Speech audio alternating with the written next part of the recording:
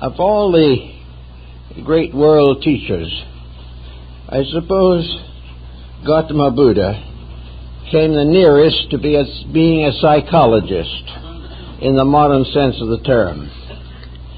He was deeply involved in the entire phenomenon of mentality, and to him the mind was often the slayer of the real. And today we have lost much of our natural interest in the functions of our own minds. We take mentality for granted. We are assuming that we have certain mental allotments of abilities or debilities, and we must live with them.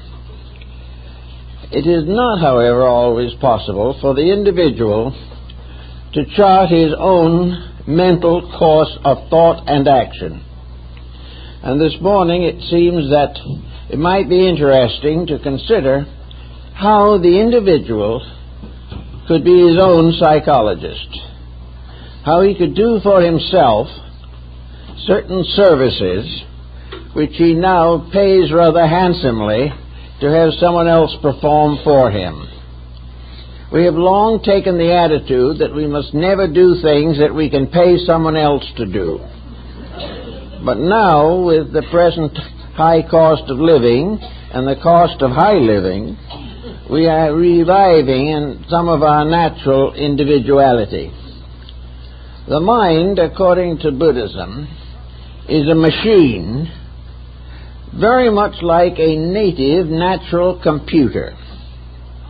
The mind computerizes not as the result of a mechanical structure, but as a result of a living, vital integration of values and processes and resources. The mind is a living instrument. It is not something that you turn on and off. It's not something you buy spare parts for. It is, however, a constantly functioning, ordering mechanism.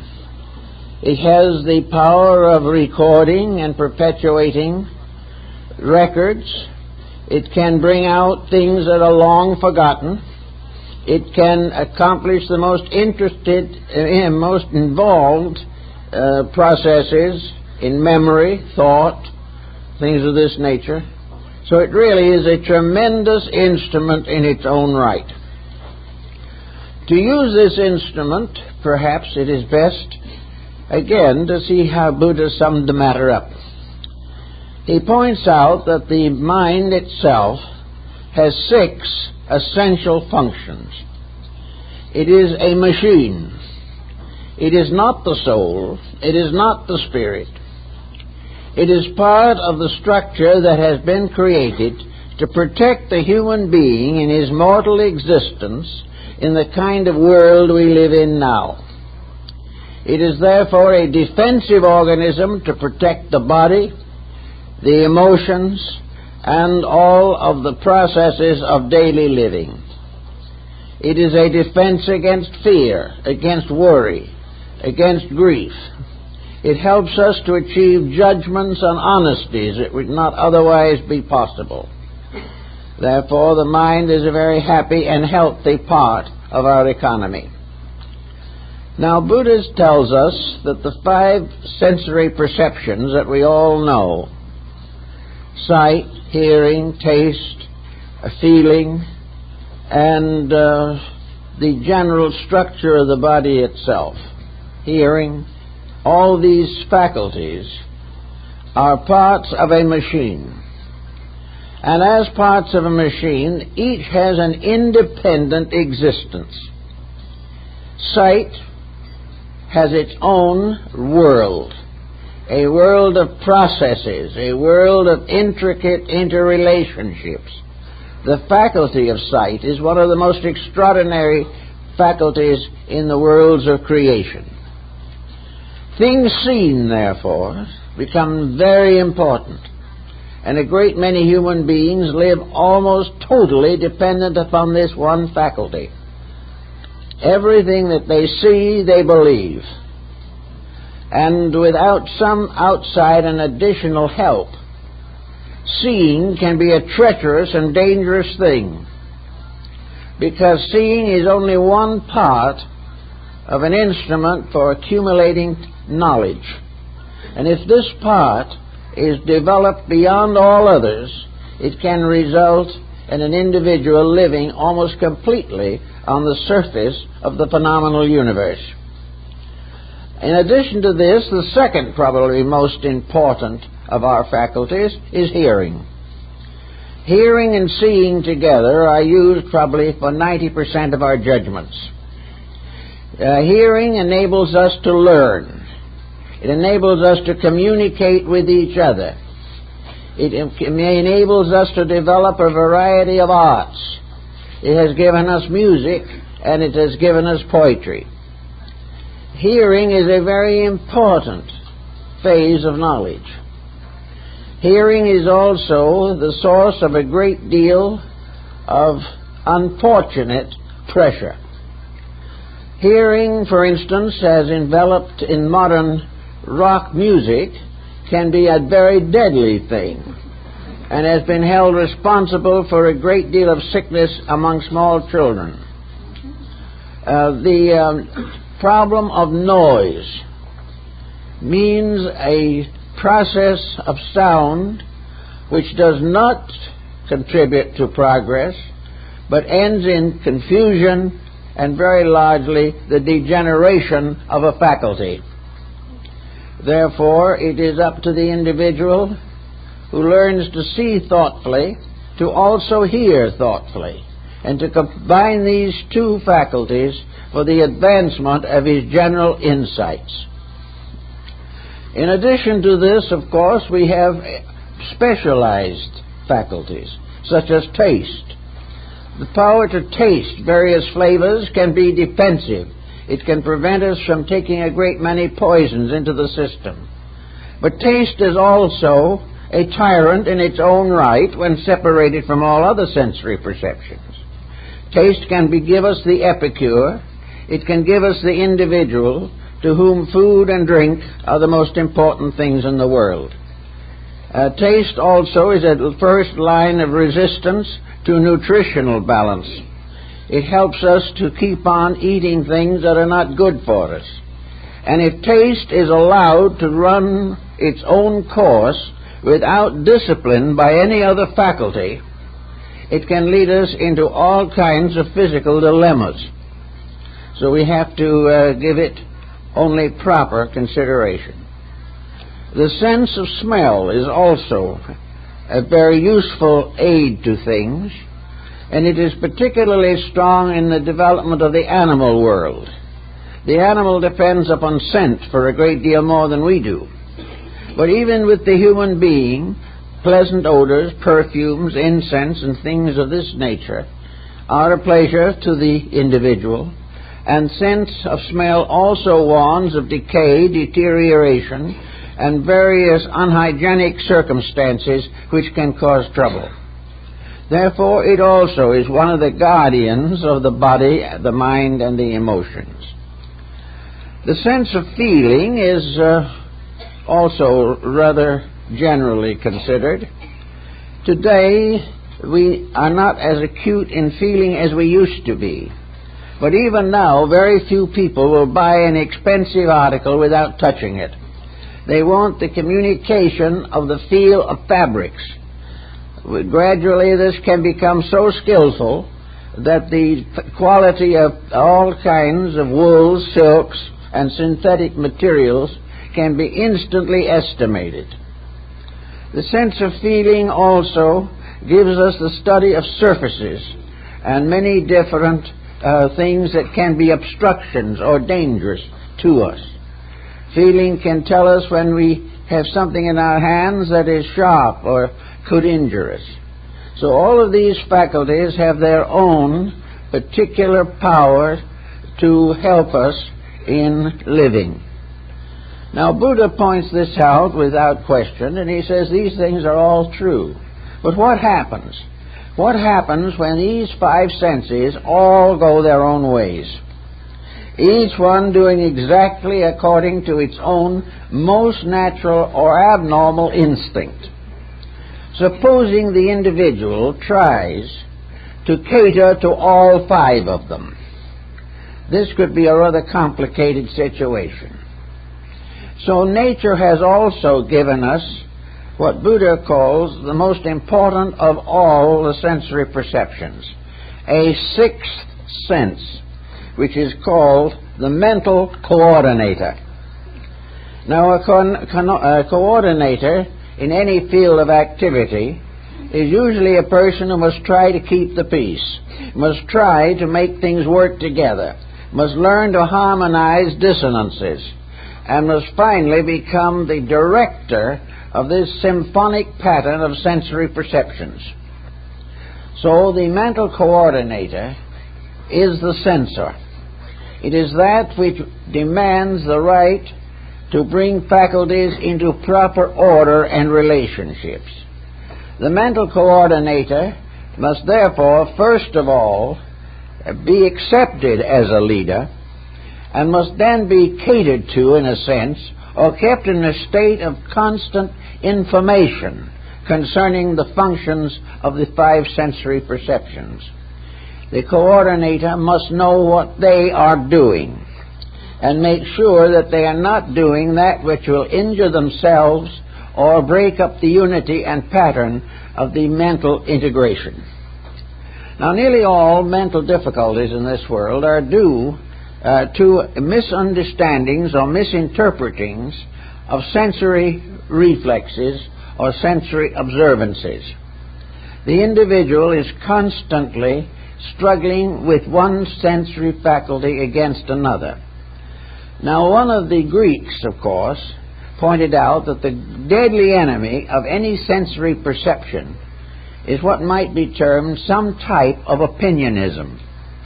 It is something by means of which a single faculty is catered to, is given precedence over all the others, and the other faculties are used not to make a contribution, but to support the attitude which is already held in the mind. Therefore, most people in their thinking are more concerned in trying to prove that they are right than to find out what right is. Also, nearly all of the mental and emotional functions defend attitudes, defend opinions, defend prejudices, and contribute to the continuation of destructive memory patterns. The memory is not skilled, is not trained. But now we look around to see what it all adds up to. We see this thing we call the human brain. We see it connected to the outside world by certain sensory bands.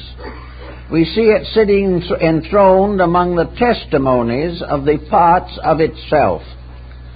The 5 senses are all parts of the brain-mind. They are more than simply physical factors. They are psychological, chemical processes going on in the mind. So the mind, looking out through the eyes, sees all kinds of things, some of which interest him and others disturb him. Looking out today through the eyes, he has the privilege of enjoying the television, radio, and news media. After listening to it for a while, he is so sick he is practically ready to go to bed. But the eyes bring him all of this material through a secondary series of eyes, such as motion pictures and television.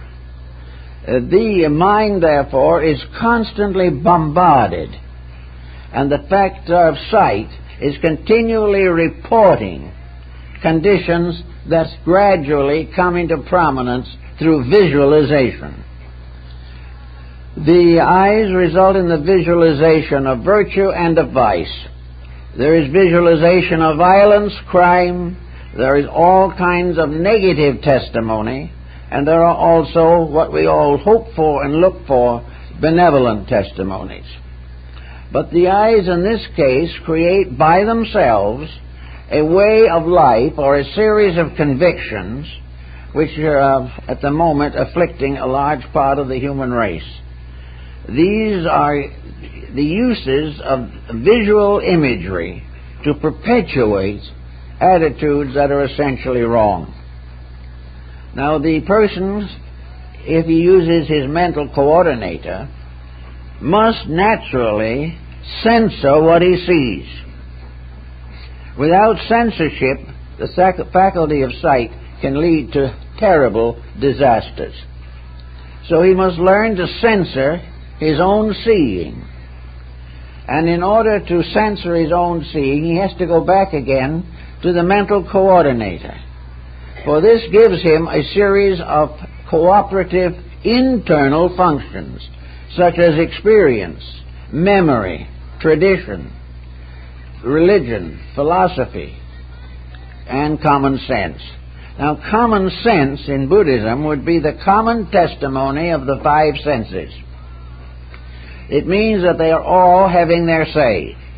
They are all proving what they can prove about themselves and each other. Also, the common sense carries within it the superstructure of the sixth sensory perception power, the coordinator. So when you see something on television, on the street corner, or wherever you see it, memory begins to associate with this. Where have you seen something similar before? Where have you read about it? Where have you studied the meaning of it? What do you know or believe concerning the merit or demerit of the process that you are considering? If the coordinator is functioning and the mind is normal and proper, it will censor itself. The mind can prove, for example, that similar things have happened to you in the past, and when you treated them properly, they improved.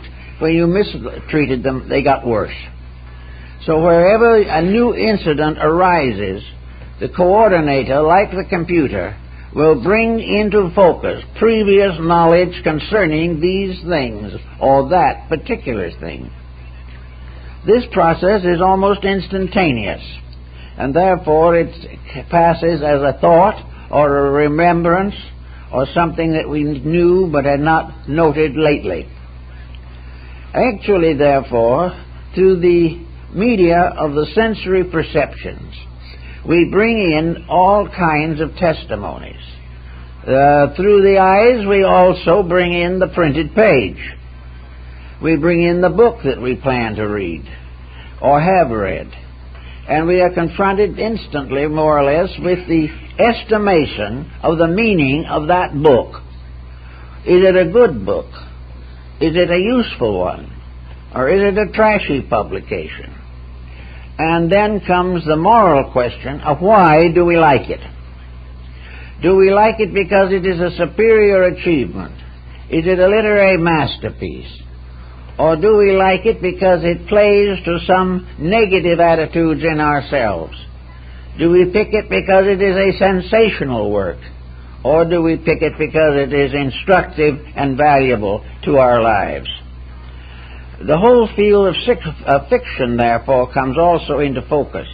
Fiction is more relevant than we may realize. Fiction is very often simply a verbal form of symbolism. Fiction may be an imaginary situation based upon circumstances that could be true, and the end of these circumstances is a situation that might exist. In Tibet, for example, there is no fictional literature. These people have never believed in fiction.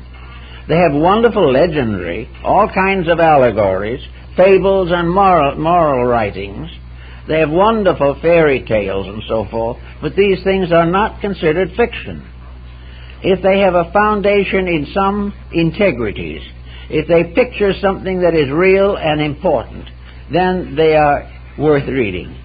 If they cater only to sensationalism in ourselves, or in some way to superficial instincts, they're not worth reading. So the Tibetans have the simple statement, if it isn't true, don't read it. And you might say, if it isn't true, don't look at it. Because the more you take in things that are untrue, the more you may be influenced by them. And unless the mental coordinator steps in and proves to you conclusively that this is imagination, this is fiction, you become over-influenced with something that is not true. The coordinator, therefore, comes in wherever a problem arises. And the problems that arise are quite similar to those that many persons take to their psychiatrist or psychologist. They take their problems to try to be guided toward a solution. Now, the only reason, probably, that they choose someone else to become their coordinator is because the mysterious mental integrator is weak in themselves. The machine of the six senses is weak in the coordinator, which should bring all information into balance and integrity. Now, we are learning from computerization that there is an incredible amount of information can be stored on a small disk of paper. We are learning all kinds of things which prove to us the absolute incredibility of the recording of various types of information. And yet the computer is nothing in comparison to the human psychological organization itself. The computer has given us certain knowledge, but it is the individual's own integrations and integrities that have given us the great patterns upon which computerization is based. So here we have someone going for help. They're going for help because of one of numerous circumstances. They are going to seek help, of course, basically, because they're in trouble, or undecided or uncertain of a course of action. They do not go if they know exactly what they intend to do. Of course, some often try to bluff their way even through psychological conferences to force their opinion upon the psychologist or psychiatrist. But for the most part, these people are confused, they're upset, they realize they are not using their faculties properly, and they hope that someone outside of themselves will substitute for the coordinator, the power of bringing it to common sense within themselves. Now, each person has a possibility of looking over his own nature to determine very largely what his problems are and how they can be handled. There is no problem that arises in human life that cannot be handled. Some of the handling will be difficult, some of it painful, but it can be done. And for the most part, the sooner it is done, the less painful it will be. Now, we have several codes. Buddhism had its 10 commandments, which are a little different in their wording, inasmuch as some of them are for the laity and some are for the clergy. The Mosaic Code of the 10 Commandments, the Sermon on the Mount, the ethical codes of Confucius, the ancient beliefs of most peoples, India, China, Japan, Korea, American Indians, Aztec, Maya, Toltec civilizations, all of these were built upon codes. Codes that are very important. Codes like the Code of Hammurabi, the oldest moral code we know. The Justinian Code, all the way down to the Code Napoleon. These codes tell us certain truths. And for the most part, people in trouble have violated a code. Very few have violated a code they never heard of. Nearly everyone who has violated a code is aware that they have departed from a pattern which has long been established as reasonable and normal. Nearly everyone who has violated a moral, ethical code must accept the inevitable consequence. He goes to a psychiatrist or psychologist to be told what was the mistake and how he must try to correct it. He knows the mistake himself, but he believes that he has not the power, the will, the courage, or the strength to correct it himself. And also he believes in a mysterious abracadabra in a science called psychology, which will work miracles that he cannot work all by himself. Most of this thinking itself is very poor, but it is quite common. Having decided in his own mind that a person is unhappy, the problem comes to find out why. And in looking into himself, the five-sensory machine can bring him a great deal of present testimony and former testimony. He will learn, as Buddha points out, that the problems all began within himself. And then, because they began within himself, he moved about into the environment around him, causing this environment to be deformed by the pressures from within himself. And then these inner pressures that have been brought out into the environment are returned again as problems into the individual who began the cycle in the first place. In other words, nearly every problem we know in life is some kind of a bird that's come back to us to roost. It is our own bird. Now, many people realize this, and we have all kinds of repentant people who wish they hadn't done what they did do, and repentance then goes into the coordinator to find what's going to come out. And in every instance in which an honest question is asked, and the individual will accept honesty, the honest answer will come from within himself. The only thing someone else can do for him is to reiterate or strengthen the realization of his own answer. We are the cause of our problems, and all the business about there being curious circumstances, phenomena, mysterious, unreal pressures, all this is simply evasion. The individual is in the midst of pressures which require his own solution. He must do what is necessary. In the business world, this is rather obvious today. A person who wishes a good job must study and get the necessary skills to make that job possible. If he has the proper skills, he will find the job. If the individual with problems has the proper internal integration, he will solve his own problems, unless his condition has deteriorated to the degree that the mind itself is completely sickened. All the superficial decisions depend upon this division between what we want to do and what we should do. And unless these are the same thing, we're in trouble. We must want to do that which is next for us.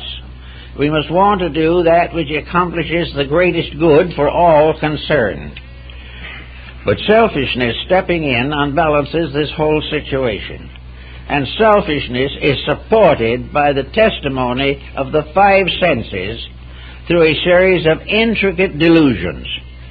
It is created by interpreting into everything on the outside the vices that we ourselves are nursing inside of ourselves. We would take, for example, that we are entitled to cheat others because someone else is cheating us. This philosophy of life leads to an endless cycle of crime and sorrow. The individual is only secure when he is right. He is only right when he is fulfilling the highest level of integrities of which he is capable. Now, the higher levels of integrities for many people are locked within these mysterious psychological discs, which can be brought out only when need arises. Every problem that arises to some way and some degree will be answered from within the person, for things cannot happen to him that he is incapable of understanding. There are many things happening that he doesn't want to understand. There are things that he has been told by other people that he can't understand. He has been told that the only answer is to go to someone else who doesn't understand him to find out what is wrong with him. So the cycle goes on indefinitely. The one benefit that comes out of this whole situation, therefore, is faith. Faith is the belief that somebody else can do for us what we cannot do for ourselves. Faith, in its way, is a very valuable power. But faith should always be used to prove that we have the strength to overcome weakness, whatever it may be, in our own integration. The worrier is a person who has allowed the negative mental mechanisms to take over. Everything he sees adds to his worries, and nothing adds to solution. The next person in the same environment finds that he is aided and strengthened for all kinds of decisions. And on the same planet, with the same society, with the same world problems and conditions, all kinds of people in all degrees of development are living out constructive destinies on the one hand or destructive ones on the other. And they're all in the same environment. We are all part of a pattern. Now, it may well be that coming into this pattern, we intuitively and instinctively realize there's something wrong with it. This is probably one of the most fundamental lessons that we learn from the machine of the sensory perceptions. It shows us crime. It shows us dishonesty. It reveals to us lack of integrity. It tells us beyond all doubt about the intolerances and cupidities of human nature. So we see the situation, and we also realize that we must make some adjustment to it. Now, the adjustment that most likely suggests itself arises from the mental faculty that observes the problem. If it's something we have seen, the faculty is very apt to say, do what you see others do. They are doing it, therefore, under existing conditions, you must do it too. Now, this produces nothing. It only means that twice as many people are in trouble. No one gains anything by making mistakes on the grounds that other people make them. Now there comes a question. How are we going to avoid these mistakes? Well, in the old system of Buddhism, back in the what is called the Hinayana, or small vehicle, the only way to get away from these mysterious mistakes was to simply walk out of them. The monk renounced the world, left family and kin, went out into the wilderness or the desert somewhere, and lived by himself in a hut. In the early Christian mysticism, the same situation prevailed. Those who wanted to escape the sins of the world simply moved out. They went to some deserted place or joined the monastic order and spent the rest of their lives transcribing manuscripts or painting icons. They left the world behind and refused to be part of it. Now, this was all right to those who had been trained in East Indian asceticism. It was a different kind of world then. Nobody can really say that these people who walked out on everything really grew very much. They sort of protected their virtues by never testing them. But as time went on, about 100 BC approximately, in Buddhism there was a new movement called the Mahayana, or the Great Vehicle. And this was represented by a new attitude toward life, in which those who sought to develop a virtuous career did not depart from society, but began the quiet process of gaining the internal strength to dedicate thought, emotion, and effort to constructive purposes. The Hinayana sought salvation for itself. The Mahayana sought the salvation of all that lives.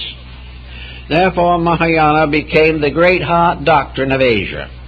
It was a doctrine of compassion, of forgiveness, of living quietly in the midst of problems, and dedicating every available resource to the service of human need.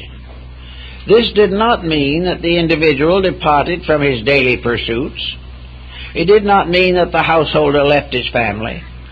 It did not mean that he no longer wanted to find reasonable employment because it was part of a sinful world. To the Mahayanist, his doctrine was one of inward dedications manifesting themselves through actual services to human need. The main point in Buddhism, both schools, that we have to bear in mind is the egocentricity of the attitude that the individual is trying desperately to be perfect, that everything must be sacrificed to the spiritual growth of the individual himself. This is contrary to Buddhism. because they believed that this type of attitude was a superior kind of selfishness, in which the person was perfectly willing to neglect the world to save himself, or perfectly willing to go out and attain illumination and let the rest of the world suffer. To meet this particular mystery of action, the Mahayana school developed what was called the doctrine of the Bodhisattvas. The Bodhisattvas were persons who gradually, over a number of lives, through service to others, through dedications to truth, to absolute self-forgetfulness, came to the highest possible relationship with the mortal world. The only step beyond the Bodhisattva was to go back into the great causal universe from which we all came. So the Bodhisattva always stood at the gate of the eternal. He had no further to go. There was nothing that he had not conquered within his own nature. There was no selfishness, self-interest, or egotism, no spiritual ambition, nothing of this kind. There was only complete acceptance of the world, of the truth, and infinite compassion for all that lives. So in this moment, the Bodhisattva has to make the great decision, whether to go on to eternal rest or to go back and labor in the world for the common good. Those who did this in the Buddhist Mahayana system were considered the greatest of all. They came back to the world, took on the illusion of life, but lived to serve only the great causes that were worthy of their support and insight. The Bodhisattva doctrine, therefore, was an obligation that no individual would seek ultimate liberation from the world until he could take the whole world with him. This is the idea that caused Northern Buddhism to become probably the greatest moral force in Asia, a force that was warm and kind, no tyranny, no intolerance. Buddhism never condemned another faith. It only condemns the individual who does not live a faith that he claims. And even this condemnation is very light and passing. There is no time to worry about all these mistakes. The time has come to leave them behind and do that which is next. Now, most people live in a comparatively small world. They live in family, among friends in a locality. They have a job. They have certain recreations. They have married children and grandchildren, all this type of thing. They live in small worlds, and these small worlds are symbols of a greater world. The family is the symbol of creation itself. It is the symbol of the universe. Friends are almost like other cosmic systems that are close to us in one respect or another. But it is in this comparatively quiet environment that each individual, according to Buddhism, must work out his own salvation with diligence. Those were the last words of Gautama Buddha before he entered the nirvana. We must all work out our own salvation with diligence. This salvation does not have to be glamorous. It does not have to be enormous. It does not have to be something that changes the course of universal destiny. It is the individual proving that in the place where he finds himself, he can achieve victory over his own fears, his animosities, his antagonisms, his false ambitions, and the various failings of jealousy and greed. It is actually the test. The Greeks and the Egyptians considered the family an initiation. So did Confucius. The family was the great symbol of human growth. And if the family is secure, as Confucius pointed out in his Analects, if the family is secure, it supports the state. If the state is pure and true, it supports the nation. If the nation is right, it supports the universe. All of these attainments arise from the simple fulfillment of the proper destiny for the individual. We therefore have at our disposal, in our own family lives, in the daily associations, 5 valuable sensory perceptions that can point out to us what we need to know immediately, here and now. These faculties may not be sufficiently strong to support us into the unknown future, But to the Buddhist, there is no unknown future. That is a point that is very important. There is no unknown future, because every individual knows his future, whether he realizes it or not, the moment he commits action. The future must necessarily be the fulfillment of the causes which he himself has set into motion. The future, therefore, is as good as he is now, and as difficult as he is now.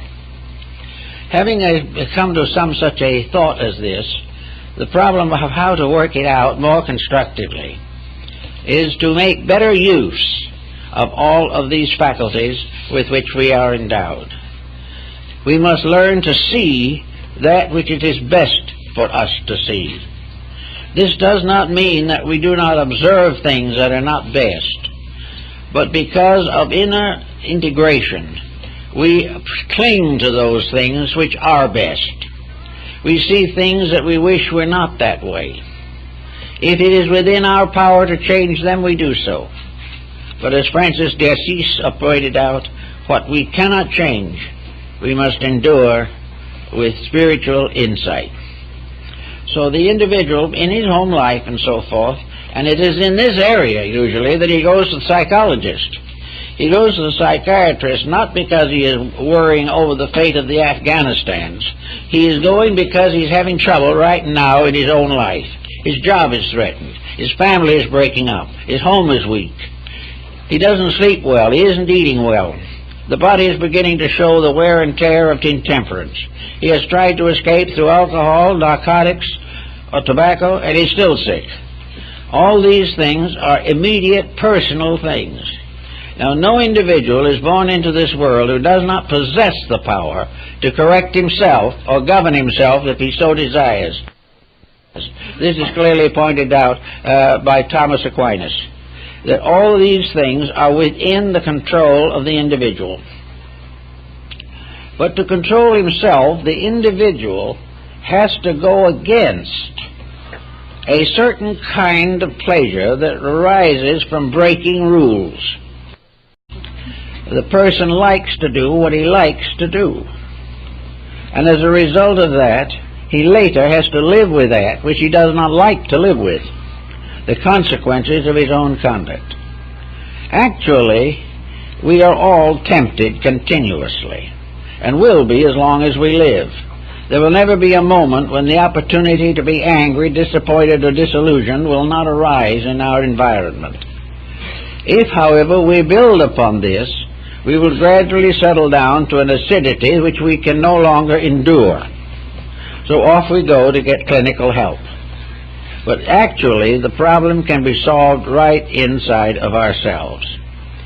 So the next time the problem arises to commit any action that requires censorship, put the censorship of the coordinator over it. Control it. The next time you have the opportunity to disparage someone, put the coordinator over it. And remember the words of Jesus and the dead dog. When the apostles wanted to know why the master looked so sadly at the dog's body, the carcass that was rotting by the roadside, Jesus answered, "Pearls are not whiter than its teeth." This is not in the Bible for probably a good reason. It does not support exactly what theology wants or would like to support. But it points out one thing, that if we have the sufficient depth of insight within ourselves, we can find something good to think about, something good to talk about, something good to share with almost anything and anyone that lives. The problem then is to pick up this point quickly. And when you're just about ready to make a destructive or negative remark, let the coordinator step in. Now, how do we strengthen the coordinator? That's a pretty good question. We all have it, just as surely as we have hands and feet. We have the coordinator as surely as we have eyes and fingers to touch and handle things. It's there, but it has been allowed to languish. It has been allowed to fail to become dominant because it requires a kind of strength. Weakness will never win. There's a great difference between weakness and meekness. Meekness is very healthy. Weakness is very unhealthy. So weakness is that which causes us to keep on doing the things we want to do, regardless of their effect upon ourselves or other people. These kind of weaknesses break homes every day. These kind of weaknesses turn orphans and the parentless children out onto society. These weaknesses all arise from the impulse to do exactly as we please, regardless of consequences. And we assume that when we do this, we are happy. For happiness is born upon freedom. Now, freedom is a nice word, but it is used badly. Freedom is not license. Freedom is not the right to do as you please. Freedom is the privilege we all have, the tremendous privilege of free will. Each of us can please to do that which is right. This is the supreme example of freedom. We are not slaves who have to make the mistakes of others. We are free to make our own mistakes, and have made a great deal of this particular point of view. We have taken it and tried to live by it. Now, what can we use to strengthen the coordinator? Obviously, if we were thinking right, and if we were seeing correctly, and the senses were all functioning normally, we would be right and do right. Therefore, there are mistakes in our own attitudes which constantly prevent us from achieving control over our own lives. Well, one of the things we have to do is to find out where strength does lie. In most cases, the average person has never had a sincere experience of moral strength. Some have, and it has made them the heroes of the world. But to the most people, there is a sense of weakness. Instead of saying, I can do what I should, the voice seems to say, I can't do what I should. We cannot rise above weaknesses in ourselves. Now, where are we going to find strength larger and greater than weakness? Mankind has been working on this problem since the beginning of time. And the only answer that apparently has been satisfactory up to now has been religion. Religion is something that has become the ever-present help in time of trouble when we wanted to do right. Religion has been a belief in the supremacy of right, in the absolute power of good. And religion takes the attitude, in particularly Oriental religions, that the whole universal plan is created and maintained to bring to each individual the realization of faith. The person must have a source of strength greater than himself. In antiquity, the child turned to the parent as a source of strength. The average person turned to the temple as a source of strength. But everywhere, always, there had to be some power strong enough and great enough to lead the individual into the fulfillment of his own life. This being true, we have it now today as part of our philosophy of existence. That the great truth is that God and one is a majority. That in some way God now doesn't represent a person. God represents a principle of integrity. God manifests as the moral power within the individual to do what is right. It is that which is forever sustaining the best.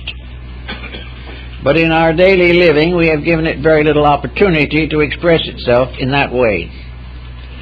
We have thought of deity, for the most part, as a kind of sovereign over us, and like physical sovereigns, primarily concerned with the divine work itself, or the establishment of its own empires. Actually, however, nearly every great mystic, nearly everyone who has risen above the level of the commonplace and the fields of service, integration, self-sacrifice, and forgiveness, has been to some degree, a mystic, has been to some degree under the influence of a powerful, benign faith. These things all point out the fact that today perhaps most people could handle their own affairs better if they did have faith in a supreme power. For instance, if they looked for authority, not in terms of wealth or political power, but in terms of integrity or universal power, they would be able to make many decisions that are now beyond them. We are likely to assume today that the great monopoly, the great industrial complex, the wealth of great fortunes, great industrial enterprises, that these are the big things, that these are the things upon which our opinions must be built. This is completely false. We should know this by now, when half the great corporations of the world are in debt over their heads and will never pay off. Actually, we have put our faith upon physical wealth, power, authority, station, as being able to protect us. And yet all the wealth in the whole world will not protect us from one living, vital bacteria. We are in a universe in which what we have trusted is not trustworthy. So we have to find that out, and we do it by using the faculties of sight and hearing, particularly, to know what is happening. But if we see these things and still remain the same, then the coordinator is not developed to the degree that is necessary to lead us into a better way of life. So we must use the faculties that we have to censor our own conduct, to recognize what is necessary and what is next, and continue to live according to the best that we know. We also realize that the moment we begin to strengthen these inner resources of character, we find that they grow rather rapidly, and that the first step is always the most difficult, and that after that we'll discover that each improvement in ourselves is reflected by a betterment of our social relationships and helps us to live in a better world. Now, we won't all gain this at once, but we will all gain something if we begin to use the faculties that we possess. The great inspiration is there. We are all inspired by a common misery. We are all looking for the answer to things that hurt. We are looking for cures to physical ailments. We are looking for cures to moral and emotional stress and vice. We know definitely from the sciences around us, even in the material world, that many cases of sorrow, misery, and pain are simply due to wrong living. We know that hospitals are filled with people who really did not need to be there, but through intemperances and so forth, they gradually destroyed their physical resources. These could have been saved if they had thought and allowed character and strength to lead them away from their bad habits. But if they use strength to support the bad habit, then the trouble is complete.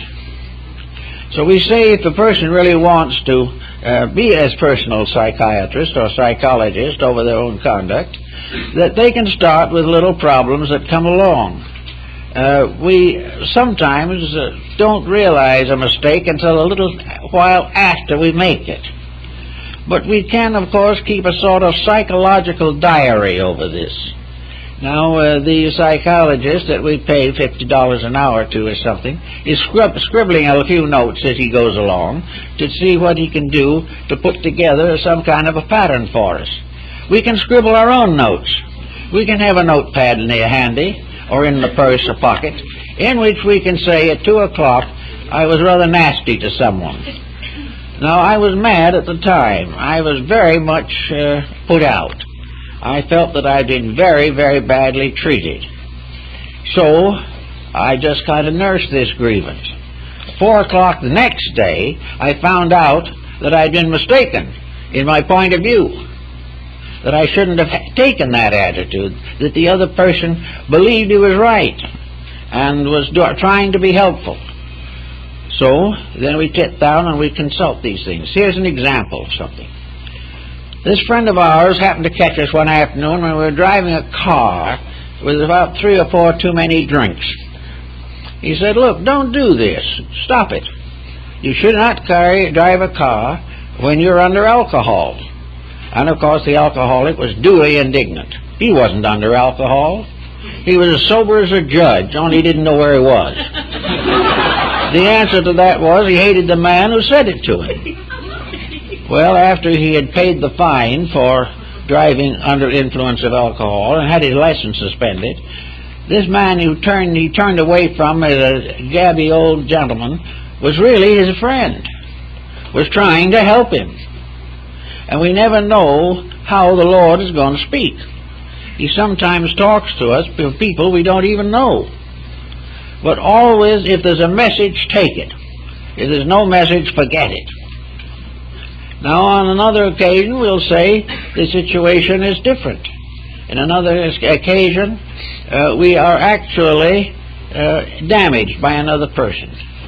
We have betrayed them, or we have done something that was very bad for them. And the sufferer has a feeling of great indignation. I know a case in which indignation like this lasted for 60 years. The person never spoke again to the individual who had injured them. Now, the truth of the matter was the individual had injured them. But that injury took about 15 minutes 60 years ago. And the rest of the 60 years was spent remembering it. And the more their memory strengthened, the more the trouble grew.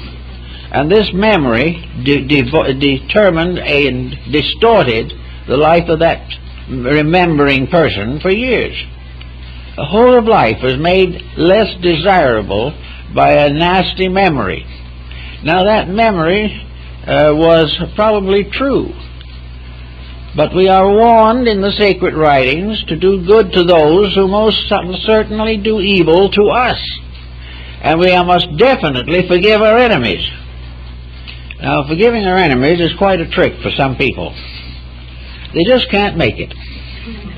They feel that their grievance is something that they did not deserve.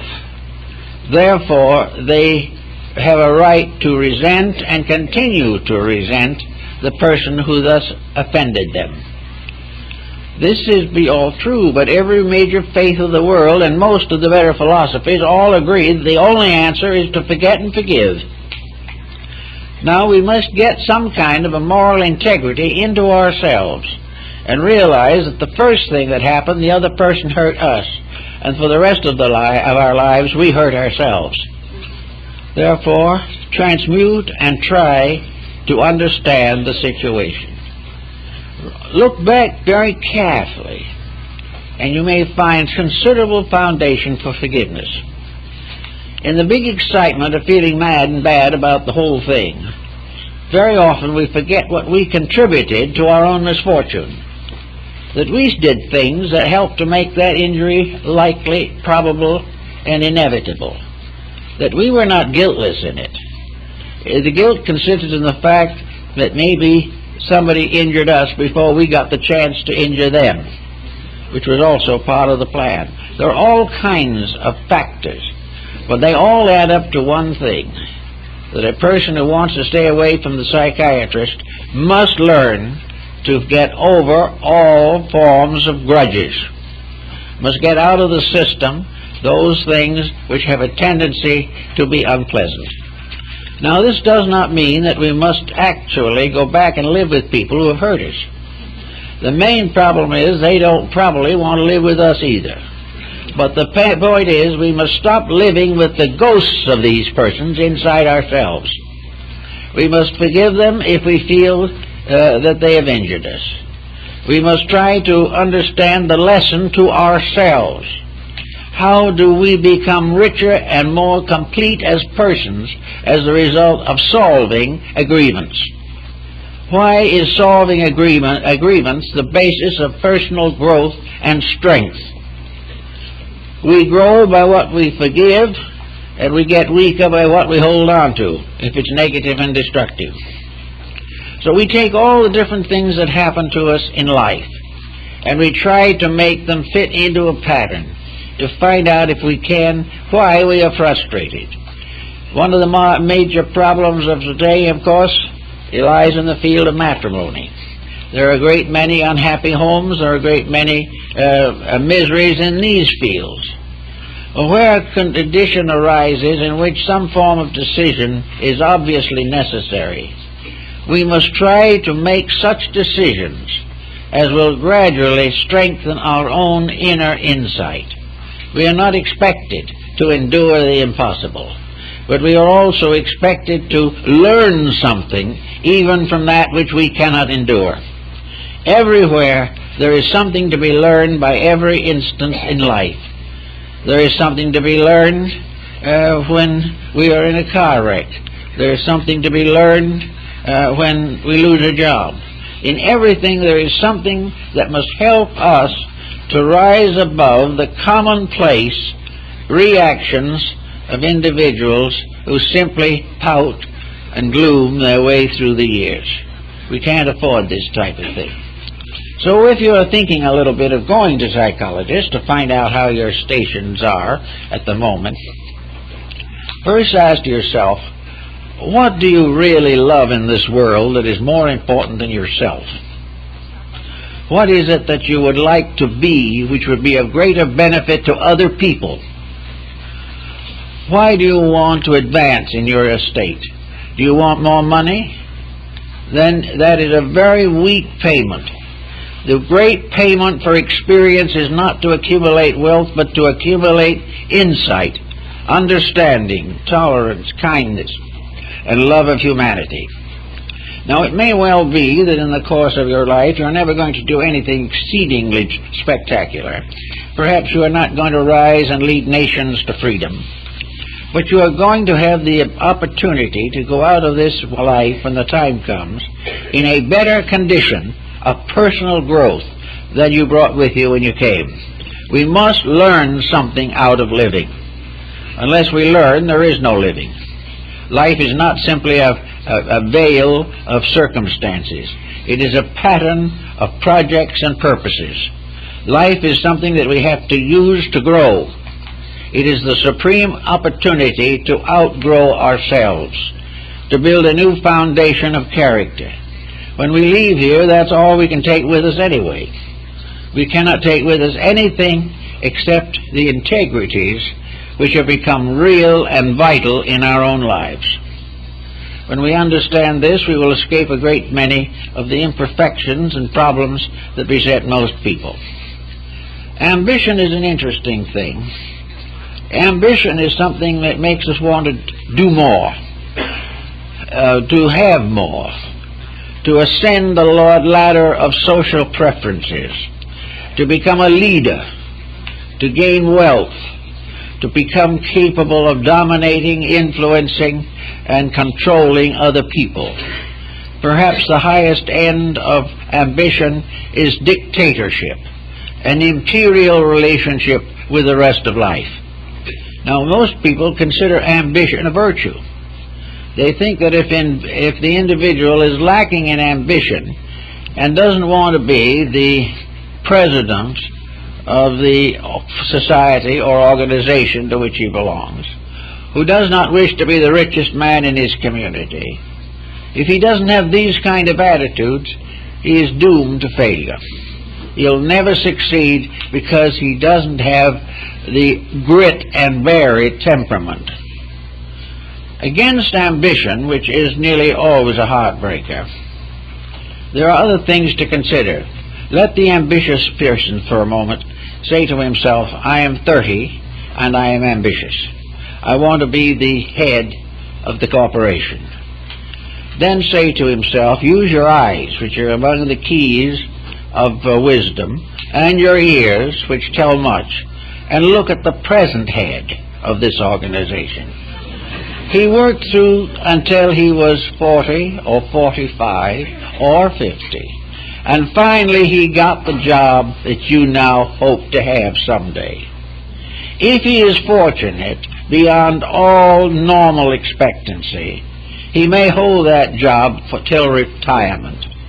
In other words, out of a lifetime of effort, he may be the chief executive for 5 or 10 years. Then he is going to retire. He will be presented with a grandfather's clock with chimes and live from there on his pension. He will probably be welcome to drop in occasionally, and shake hands with a man who worked for years to take his place. This is success. This is the big thing. This is what causes an individual to give up family, friends, neglect his children, neglect the improvement of his inner life, all for what? For 10 years and a swimming pool. And of course, many of the people who have swimming pools do not know how to swim, which is another unfortunate thing, so they settle for a jacuzzi. All of this is part of something you should see in yourself, and see what you're doing, and see how much better you might have been had your life been centered upon something else. Ambitions are competitive, but aspirations are not. No matter how much you gain, how far you advance by aspiration, you injure no other human being. You take no job from anyone, because what you are trying to do is grow. And growth is the release of the best part of yourself. You may never be the president of the corporation, but then you will never be also the one who has to retire and sit around playing golf for the rest of his life. Your aspirations are those that make you want to be better, to know more, to serve better, to be more understanding of life, to increase your knowledge and skill in those areas which endure. In other words, aspiration helps you to build up a treasure that moths cannot destroy nor time corrode. Aspiration is to leave this world a greater human being than you were when you came here. And being a greater human being, you will have discovered that this greatness has its perfect fulfillment in humility. That instead of thinking of how great you are, the greater you will become as you think how little you know and how little you can do in the presence of the infinite potential of existence. So in one way or another, you can put your life in order. You can try to understand people who disagree with you. Today we have a very serious problem in the world on religion. Religion is something very necessary, and most religions admit that religion is very necessary. And yet each religion is desperately afraid that some other faith will compete with it, that some other faith will get some privilege, or that that which is not true will overwhelm that which is true. And anything that believes that is untrue itself. So that instead of working together to give the humanity the example of a dedicated service of principles, these faiths become competitive. They become ambitious. They have ambition to greater number, greater and more magnificent churches and shrines, when their real purpose is to aspire to be of greater service to living things. So religion gets into trouble because it competes. The individual gets into trouble in his own opinions because they compete. There is very little difference between an individual who differs on the nature of the Holy Trinity and the individual who differs as to which team of baseball players is the best. They will fight over these things. Each one has his own opinions, and opinions are truly, as Epicurus says, a falling sickness of the reason. Everyone's opinions are invalid unless they arise from the coordination of all available knowledge and resource. The individual, even if he is correct, should be correct modestly and with no intention to discourage, disparage, or hurt someone else. So out of all these things, we come to the needs for a sort of kindly life. It doesn't have to be spectacular. We're not expected to give up every mistake we make. We cannot also lose every grudge we are still desperately clinging to. But we can reduce by degrees their authority over our consciousness. We can come more and more into the light of common sense, which is the testimony held in common by the senses. Bad judgment is always due to a deformity in the sensory patterns. A bad judgment is due to the acceptance of an untruth as true. And once this untruth is accepted, all superstructures of error can be built upon it. If you have a false hypothesis, all that comes from it is necessarily deformed. And most people live with a false hypothesis on some subjects. And these subjects are the areas where their unhappiness, where their conflicts, and where their bitterness can most often arise. It is just a case where the individual can, with common sense, obtain a level of function that is highly desirable. Most people who are very nervous today are also infirm physically. Something is wrong on the health level. Their digestion is bad, and an enemy can ruin your digestion. An adversary of some kind is more deadly than a bacillus.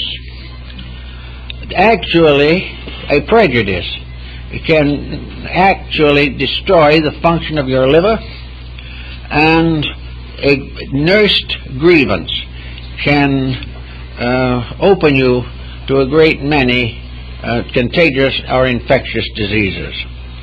The moment we break the laws of mental and emotional health, we begin to transgress physical proprieties. Today we have an opportunity to see just what all these extremes add up to. Everyone now is a health seeker. Everyone wants to be healthy. Why? Largely so that he continue to make the mistakes he's always made. He just wants to be stronger when he does things badly. Also, in a desperate effort to take care of symptoms, he goes on various diets. He says, well, maybe the reason I don't care for my neighbor is because I don't have enough protein. So first thing you know, chemicals and diet supplements become potential sources of happiness. They are not a source of happiness. They're a source of heavy expense. That's what they are. And that the expense is getting heavier every day. It's true that we do need to watch a proper diet. But proper health depends upon the proper function of the 5 coordinators. The various sensory perceptions must be in harmony in order that the body can function properly. Anarchy starts in the body the moment it starts in the mind of the person who owns the body. Almost every intemperance of the body is symbolic of a psychological intemperance within the individual. If he was well adjusted, his health would improve, unless he has gone so far that he has wrecked most of his health. One of the main problems of health problems is elimination. And probably it is the most common ailment in the health pattern today. And physical elimination is something that everyone is trying desperately to regulate. But to get a proper physical elimination, it is also very necessary to have mental and emotional elimination. We have to get out of the system the refuse of useless thinking. We have to get rid of toxins which have built up, and very largely as the result of not regulating eliminations, we not only allow these poisons to accumulate in the body, but by not regulating our mental problems, we allow psychic and psychological toxins to accumulate in the body. And the lack of physical elimination is nearly always associated with holding on to mental or emotional attitudes which are unhealthy. And we know that a healthy, happy, ordinated person, a person who is in a good internal balance, will have very few needs for supplementary nutrition unless they're in a particularly unhealthy atmosphere. Always we know that the emotional factors affect the physical. There is no question in the world that the whole cycle of physical ailments, as some of the homeopathic physicians have realized, namely that these ailments arise according to the order of the 12 zodiacal signs, and that 12 basic homeopathic salts are created or organized to assist the balancing of these factors. That actually the individual must control the effects of the cosmos upon himself if he expects to be healthy. So every one of us is a little solar system. We have our planets, we have our elements, we have our worlds, and these are constantly forming patterns. We are having our own earthquakes and volcanic eruptions. We are having everything you can think of.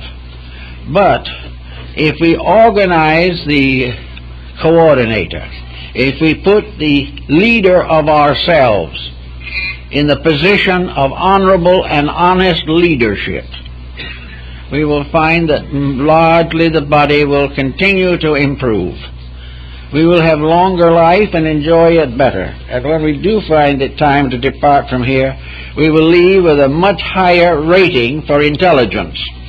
We will leave truly improved by the fact we were here. We will leave wiser and better prepared for the future. If life as we see it here was the end of all, there would be no reason actually for anything. If this is the end, there is no reason why we should do anything except vegetate. But actually, man was not made to vegetate. Man was not made to go through the vicissitudes of 60, 70, 80, 90 years in this world and then have nothing to show for it. And if there is nothing that survives death, there is nothing to show for it. The only answer that seems reasonable is that we are all in a business relationship with an invisible cause of ourselves. Behind the body is the true manager of our lives. And it is this internal, eternal principle behind us that we must serve, that we must please, that we must obey. And to do these things, we must live up to the reason for our own existence. There's no doubt in the world that we need counseling, but we need to counsel ourselves. We need to be the person who investigates ourselves, for the reason that no one else can possibly know us as well as we do. You can spend a fortune trying to share with some physician all the secrets of your life, but if you are an ordinary person, you will carefully avoid the things that you most need to discuss. The real situation will remain capsulated. I know one case, a very admirable worker in the field, who told me one day, he said, many of his patients, those in the deepest trouble, can come to him twice a week for a year or 2 years and never tell the truth. They are not going to tell the real cause, because if they tell that, they have to admit that they are wrong. They have to admit that they have been foolish, stupid, selfish, or unreasonable. They have to admit that they sacrificed integrity for some childish whim, and they won't do this. Therefore, they carefully go around the edge of it. When you get too close to the center, they change the subject. And if you get very close to the center, they may go into hysteria. But they will not tell the truth unless, over a period of years, fatigue is so great that they have no longer energy enough to lie with. Then they may tell the truth. But each person knows these problems without telling anyone. And if they correct them, there's no need to really to have any people know that you had them. But if you don't correct them, they're going to know whether you say anything about it or not. So it is very important in all of these problems to really go to work on yourself and use the faculties which, as Buddha pointed out, you have been given in order to search out the meaning of yourself and realize that in the center of every problem that you face is yourself. And that if you're able to correct this situation, if you're able to find out the mistake you are making and have the courage, strength, and dedication to correct it, you will find life is much easier, health is much better, and you will have many more friends and many more opportunities to grow and be happy. These are the things that we are all going to have to learn one of these days. Oh, thank you very much.